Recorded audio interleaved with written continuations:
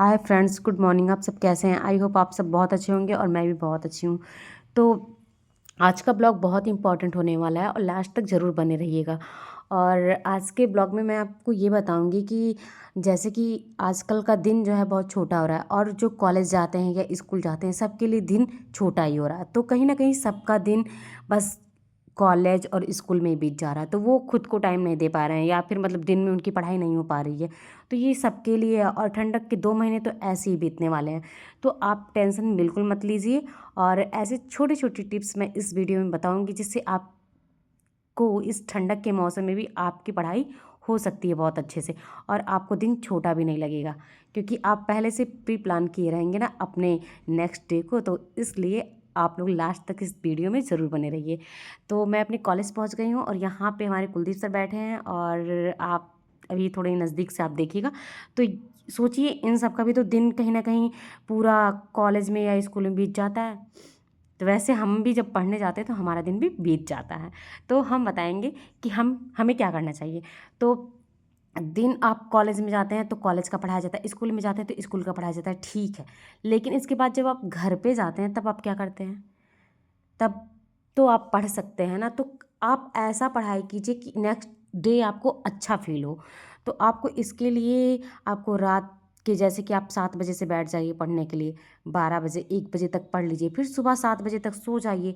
1 बजे तक अगर आप पढ़ लेते हैं और अपना प्रिपेयर कर लेते हैं तो आप 7 बजे तक सो जाइए, 6 बजे तक सो जाइए। उसके बाद आपका जो नेक्स्ट डे रहेगा जब आप कॉलेज जाएंगे तो आपको गिल्ट फील नहीं होगा कि मेरी पढ़ाई नहीं हुई है, क्योंकि एक तो क्लास में जो पढ़ाया जा रहा है आपने उसको गेन कर रहे हो और ऊपर से आप अपने घर पे 7 बजे से लेके 12-1 बजे तक पढ़ लिया तो 5-6 घंटे इधर हो गए आपके। तो कहीं ना कहीं आपको डीमोटिवेशन बिल्कुल नहीं आने वाला है, आप हमेशा मोटिवेट ही रहोगे। तो इस तरीके से ठंडक के महीने में आपको करना पड़ेगा।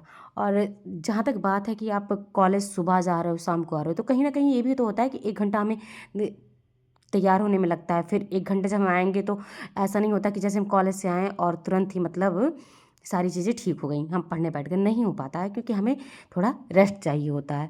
तो यहाँ पर मैं कॉलेज से घर पे आ गई हूँ और बारिश हो रही थी और ये थोड़ा पहले का वीडियो है। तो पेंडिंग में इस वजह से था क्योंकि मेरा एग्ज़ाम्स था तो शायद मैंने नहीं अपलोड किया, तो इसलिए। और जहाँ तक वाइवा की बात है तो इस टाइम तो वाइवा स्टार्ट होने वाले हैं सबके।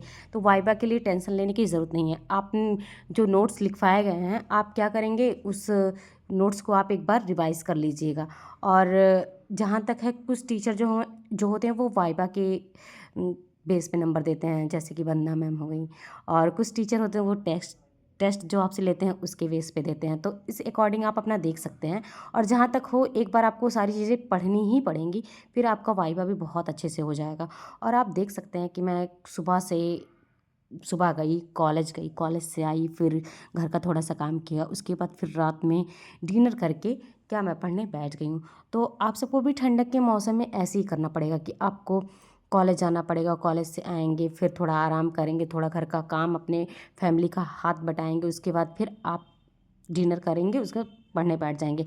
तो डिनर करते आप जस्ट पढ़ने मत बैठिएगा, मतलब 15 मिनट तो आप वॉक कर लीजिएगा या फ़ोन चला लीजिएगा, कुछ भी मतलब वॉक कर लीजिएगा और तब बैठिएगा पढ़ने, वरना आपको नींद आने लगेगी। और ये बहुत बेनिफिट है कि मतलब आपको रात में थोड़ी पढ़ाई ज़्यादा करनी पड़ेगी जिससे आपका नेक्स्ट डे आपको डिमोटिवेशन बिल्कुल ना फील हो। इसलिए आप रात में अपनी पढ़ाई अच्छे से कर लीजिए जिससे आप खुश रहें। और जब आप खुश रहेंगे तो आपका नेक्स्ट डे भी मतलब पॉजिटिव जाएगा और आप अच्छा कर पाएंगे। तो इस तरह आप अपनी पढ़ाई कर सकते हैं। और जहाँ तक मेरी बात है तो मेरी तो मतलब इस समय मेरा टीचिंग चल रहा है, तो मुझे टीचिंग जाना है और अब मेरा टाइम भी हो रहा है जाने का।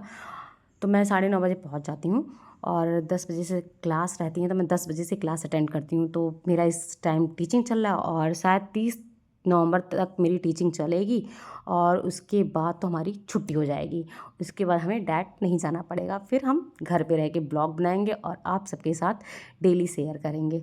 और आप सब लास्ट मतलब लाइक कीजिएगा, सब्सक्राइब कीजिएगा और ज़्यादा से ज़्यादा मुझे सपोर्ट कीजिएगा। और मुझे पता है कि कुछ लोग सब्सक्राइब नहीं करते हैं, देख लेते हैं लेकिन सब्सक्राइब नहीं करते, लाइक भी नहीं करते, मुझे सब पता चल जाता है, लेकिन कोई बात नहीं। और आप जब सब्सक्राइब करते हो, लाइक करते हो तो मुझे भी मोटिवेशन मिलता है बनाने के लिए। तो प्लीज़ प्लीज़, थैंक यू।